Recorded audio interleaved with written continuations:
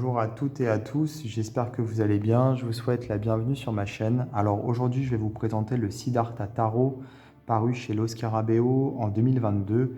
Je ne crois pas qu'il soit sorti en français. Ici, c'est l'édition en anglais, espagnol, italien et portugais. Pour ce qui est du français pour les jeux Los Scarabeo, quand ça sort aux éditions Très Daniel, édition intuitive, parce que c'est Très Daniel qui a la licence des jeux Los Scarabeo en français. Ils ont un partenariat, donc Los Scarabeo ne sort plus ses jeux en français. C'est Intuitif qui les sort et je ne crois pas qu'il l'ait déjà traduit. Peut-être que je me trompe, mais il me semble que non. Donc là, il est en anglais. Il a été créé par Bruno Letizia, qui est sûrement italien, je pense. Los Scarabeo, qui est une maison d'édition italienne. C'est un jeu sur le Bouddha, parce que Siddhartha, c'est un autre mot pour désigner le Bouddha.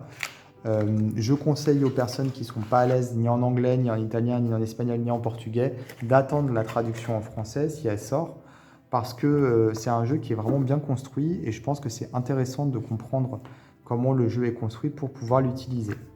Alors dans le livret ici, on va regarder la section en anglais. Alors le jeu, il est construit sur les 5 dhyani Bouddha. Donc les 5 dhyani Bouddha, ce sont les 5 familles de Bouddha différents. Sachant que ça représente la même chose, enfin le même Bouddha, c'est-à-dire que ce sont 5 aspects des manifestations différentes du même Bouddha, parce qu'il n'y en a qu'un seul Bouddha. Mais en gros, c'est 5 aspects différents du Bouddha, voilà. Comment dire, oui, des aspects, des, des expériences, en fait, les 5 expériences d'illumination du Bouddha, quoi, quelque part. Et donc, il y a une famille, donc un dhyani pour chaque série de cartes, sachant qu'on a la série des cartes majeures, et ensuite on a les 4 séries des mineurs, avec les 4 éléments, comme dans un jeu classique, un jeu de tarot classique. Dans les majeurs, on va avoir les dhyani, enfin on va avoir un dhyani pour la série des majeurs, mais on va avoir aussi des bodhisattvas, il y en a 8. Donc les bodhisattvas, ce sont les manifestations comment dire, de l'élévation de la conscience, enfin, les états de conscience alternés du Bouddha, en fait, si vous voulez. Il y en a 8, donc on va les retrouver dans les majeurs, et on va aussi retrouver, bien sûr, des divinités du bouddhisme dans les arcanes majeurs. Chaque série, y compris pour les mineurs, on va avoir pour chaque série une couleur, on va avoir également donc, un élément, une orientation, donc un point cardinal, sachant que pour les majors, c'est donc le centre. Et ensuite, on va avoir également un mudra. Un mudra, c'est une position des mains, vous savez, que les bouddhistes prennent notamment pour... c'est un geste sacré, vous savez, que les bouddhistes prennent pour notamment faire de la méditation. On va également avoir une syllabe pour chaque série de cartes, donc il y en a 5. Un animal, etc. Donc il y a pas mal de choses comme ça qui sont bien structurées et bien expliqué dans le livret et bien structuré dans le jeu. Voilà. Ici, pour chaque carte, on va avoir les noms et les explications, soit des bodhisattvas, soit des divinités. Voilà, donc c'est intéressant, vraiment. Moi, je ne m'y connais pas particulièrement en bouddhisme, mais ce jeu me donne envie d'approfondir le sujet, pour le coup. Et j'aime beaucoup les jeux, vous savez, avec lesquels on va pouvoir, si vous voulez, apprendre des choses. Et puis pour ça, chaque série mineure, on va avoir un thème spécifique qui est abordé. Je vais vous montrer ça de toute façon, en même temps que je vous montre les cartes. Ce sera plus parlant pour vous. Alors le gros défaut de ce jeu, c'est la qualité. Les cartes sont vraiment ultra fines, malheureusement. Alors elles sont souples par contre, elles reprennent bien leur forme, mais bon, elles sont vraiment fines. C'est pas du papier, mais presque. Donc on était habitué, Los Scarabeo, il y a 10 ans, jusqu'à il y a 10 ans, nous faisait des cartes quand même de bonne qualité. Et là, dernièrement, ils rognent sur l'épaisseur des cartes, elles sont vraiment très fines. Alors les majeurs, justement, on commence ici avec la carte du fou, qui représente Vairocana, donc qui est une figure qui combat l'ignorance à travers la sagesse et qui permet en fait comment dire, de dépasser les obstacles qui pourraient se présenter à nous, quoi, tout simplement. On a ici un symbole qui représente donc l'élément. Donc l'élément, c'est l'espace. Ici, donc on a une lune et un soleil. Et ici, on a le symbole de la roue du Dharma. Et comme c'est la première carte, puisque c'est la 0, on va dire, c'est la première, on a donc le mudra ici qui est représenté. C'est un, comme je disais, un mudra, c'est une gestuelle des mains sacrée qui nous permet finalement de méditer, par exemple, ou d'attirer à soi certaines choses. C'est un peu, comment dire, comme les mantras, vous savez, où on va répéter les choses, etc. Là, c'est avec les mains, quoi. C'est pas vocal, mais c'est avec une gestuelle. La couleur, c'est le blanc, même si c'est gris, mais c'est blanc en fait. Voilà. Avec le numéro de la carte en haut à droite. Ici, on a un bodhisattva, justement. C'est le bodhisattva comment dire, du début, du commencement. C'est lui qui illumine le chemin. Il y en a 8. Hein. Ici, on a une déesse. Donc, c'est la déesse de la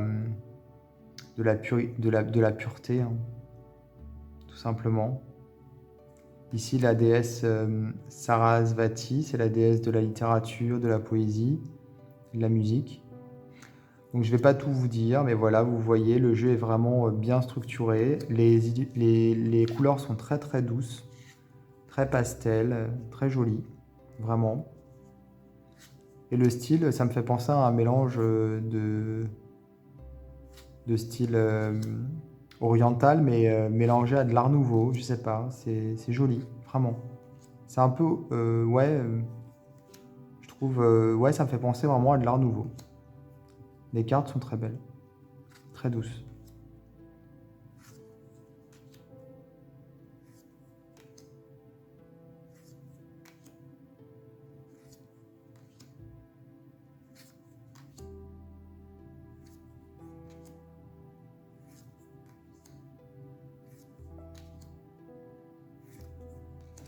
Alors, les coupes. Donc, c'est un petit peu étrange parce que pour les coupes, on a donc le lotus, mais l'élément, c'est le feu. Généralement, c'est l'eau pour les coupes, mais là, il a choisi le feu. Et la couleur, c'est le rouge. Et le point cardinal, c'est l'ouest. L'ouest, c'est normal pour l'eau, pour les coupes, mais par contre, c'est pas trop normal pour je trouve, le rouge et le feu. Mais bon, c'est son choix. Je pense que. Voilà. Avec le mudra ici qui représente l'équilibre. Donc cette série-là, les coupes, c'est la vie de Bouddha. Avec ici par exemple le gourou, ici la souffrance. Voilà, on va avoir plusieurs étapes de sa vie. En haut à gauche, donc on a l'élément, le feu, et en haut à droite, on a la syllabe tibétaine associée à la série de cartes.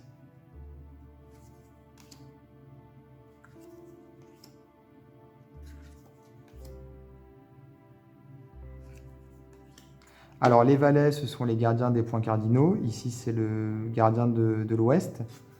Ici, c'est l'animal. La reine, c'est la partenaire, on va dire. Et là, c'est le Bouddha. Voilà. De cet aspect-là. Comment dire, de ce Dhyana. Comment ils disent? Que je dise pas de bêtises. De ce Dhyana. C'est ça? Dhyani, pardon. Alors, les pentacles ici. Donc, le jaune. Alors, les pentacles, je regarde dans le livret parce que je me souviens plus. C'est donc la terre, donc ça va, ça correspond à la tradition, on va dire, au tarot traditionnel. Le jaune et le sud. Par contre, la terre, ça peut être le nord, mais bon, là, c'est le sud. Et donc, ce sont les grands maîtres du bouddhisme, qui sont tous nommés d'ailleurs dans le livret.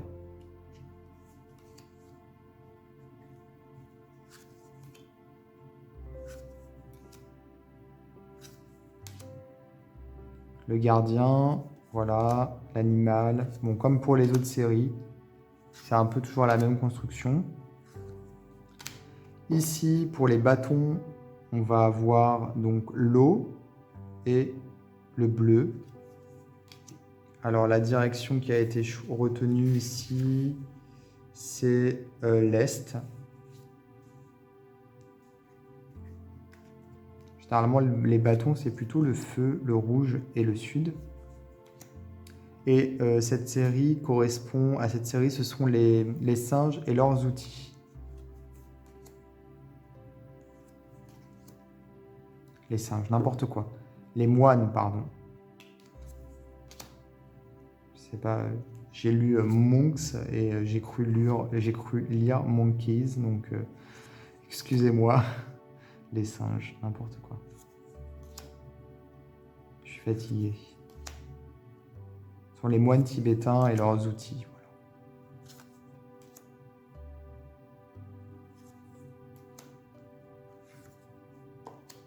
Par outil, on peut aussi entendre capacité, les différentes capacités de chaque moine. Ici, nous avons donc les épées qui sont ici associées à l'élément de l'air et la couleur verte. Le point cardinal, c'est le nord. Et donc, ce sont ici les danses rituelles.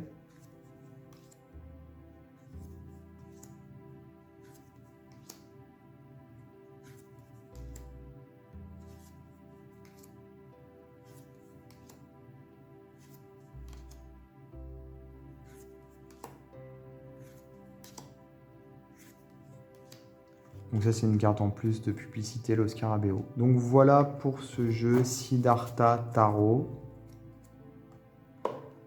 Donc paru aux éditions Lo Scarabeo. Vraiment, c'est un jeu intéressant. Dommage pour la qualité. Mais sinon, il est très beau et ouais, il est vraiment intéressant pour le coup. Et il permet vraiment de... J'aime bien quand les jeux sont hyper bien construits. Là, pour le coup, c'est le cas. Et il permet donc de se familiariser un petit peu avec cette culture, cette spiritualité. Voilà, bah écoutez, j'espère que cette vidéo vous a plu. N'hésitez pas à vous abonner à ma chaîne. Et moi, je vous dis à bientôt pour d'autres vidéos.